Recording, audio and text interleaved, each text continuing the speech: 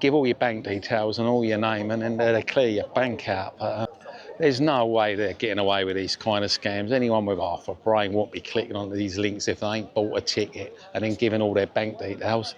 But yeah, they reckon the case is on the increase. They must be getting vulnerable people, elderly and people that, you know, not streetwise, because anyone knows nowadays all these scams going about. You ain't going to be clicking on links and giving information out. Meanwhile, Playa de Cura Beach, busy in it, eh? Yeah. Everyone topping their towns up. What a lovely day to spend the Sunday, eh? Chilling out on the beach.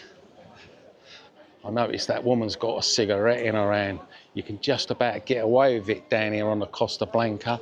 Like I mentioned before, it is banned all along Benidorm, Villosa and lots of parts of Spain, Barcelona. Smoking on the beach, you will get fined heavy, especially if you're buying drinks off the cocktail vendors.